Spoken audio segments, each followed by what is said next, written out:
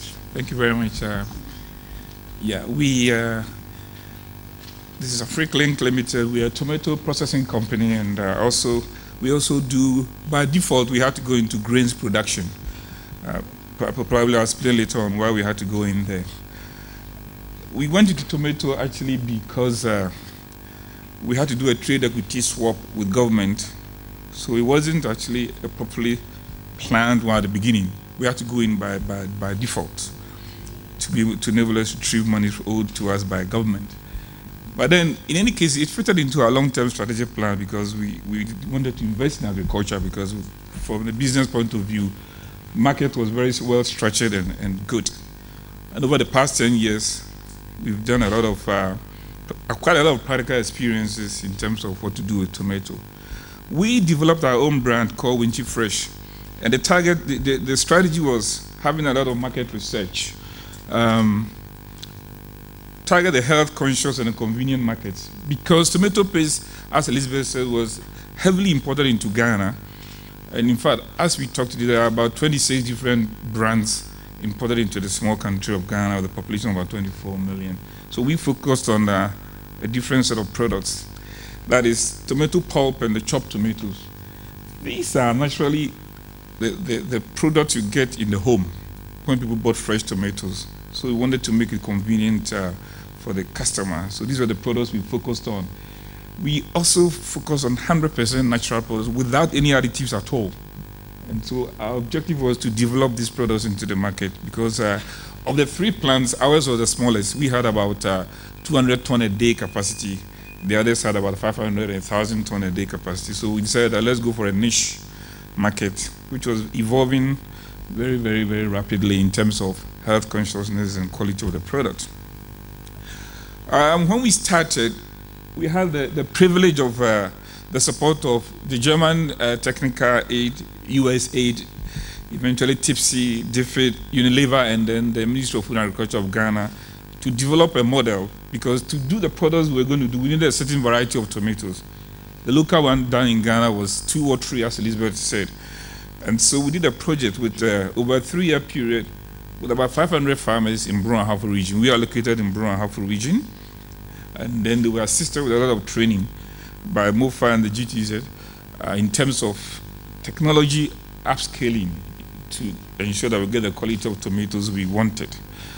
It went very fine. After 3 years, we went to 2-year production. We started producing, and the Unilever was producing for the Unilever label. So they were doing the marketing and distribution. But then 2 years down the line, we were hit by competition from the fresh market because we were doing the very firm, beautiful, long shelf life tomatoes, about 14 days. The local variety had only about 2 days to go. Too many seeds, very biting, because the seeds, as was said earlier on, was extracted from rotten tomatoes and that kind of thing. So your best bet was poor quality. So we were hit with competition from the fresh market, and they were paying us about 4 times the price we had agreed with the farmers. And so there was a lot of side selling. And we had to think back in terms of what we're going to do. Now, the farmers, in spite of all the technologies we gave, didn't probably upscale because the farm sizes were just too small, 0.5 hectares to about 2 hectares, the biggest. And they were not commercially minded, in our opinion, because they were so short-term sighted. One CD could make a difference in terms of respecting agreement or not. And we had to let go and decided that, look, let's do a backward integration to produce our own tomatoes to feed the plant. So we had to take time off in South Africa to acquire the technology of producing good quality tomatoes, and in the process, it became obvious that we had to do a lot of changes in the fundamentals of the production, that is agriculture. And we focused on 3 broad areas. That is the seed, because again, it's a policy issue in Ghana. I'm afraid the researchers are there, willing and able, but they don't get the necessary fund from government to do research. So most of our seeds, if you see, is always what the farmers themselves extract from their rotten tomatoes or bad grain. So we had to pick, in fact, the process over the period, we tried about 18 different varieties, mainly from USA, France, and things like that. And to date, we have only got 2 that appears to be adapted to environment. We also got the technology of the soil. The soil was key. In fact, I think number 1, in my opinion, is seed. Number 2 is the soils. The soils were, I think Elizabeth alluded to that, were overcropped. And so we had very acidic soils, which would not do well for tomato production. So armed with that information, we came back to the researchers, and we were helped to amend the soil to the right acidity and organic matter levels to do it. And today we are doing 40 metric tons per hectare. But the situation we found ourselves in is that fresh tomato prices are extremely so high that it's not attractive to take anything to the processing factory. And to upscale it to the next level, we want to upscale to about 300 hectares a year to feed the plant. Unfortunately for us, we have challenges. Access to finance, so difficult to get finance. I'll come back to that, in a while. But to upscale is quite challenging, mainly in terms of finance. And so we found ourselves selling to the fresh market as well. It's like if you can't beat them, join them. The women actually chase us to the farm gate. As we speak today, the price of fresh tomato is about 1,500 cedis a ton at the farm gate. And to process it to compete with what is imported, I need to buy a fresh tomato at 150 cedis a ton. There's no incentive for processing at all.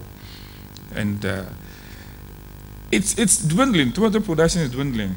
It's a very funny situation we saw over the past 2 years.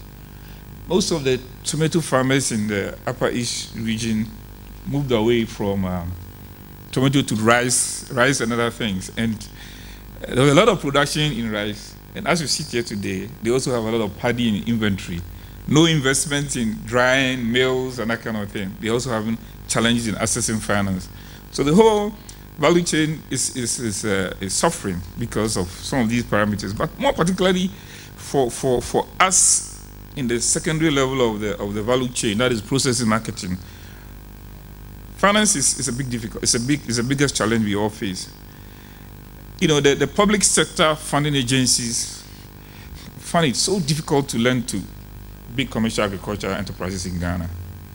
The government, through its budget, will throw a lot of money at the rural small farmers for whatever reason we don't know. But I think even for the past 50 years or so, that has been the trend amongst all governments we've had in Ghana. The donor agencies support that as well, mainly to the small-scale farmers, and we haven't had any real improvement in terms of productivity. Ghana may be increasing production of maize and all those things, but I'm afraid productivity is still poor. And I don't think it's sustainable over the period because labor is moving away from agriculture. Labor is running away from agriculture, even for us in the rural areas. And until we take a real serious look to use policy to drive it, it's going to be difficult because our commercial banks are also not funding agriculture. The other challenge we face is very interesting, a lack of legislation to back the national standards. Ghana Standards Board has developed national standards for agricultural products. But then it's not backed by legislation, so anybody dumps anything, any quality in Ghana. Whereas they are on our back. If you want to export, sometimes we have exports to sub-regional country, others.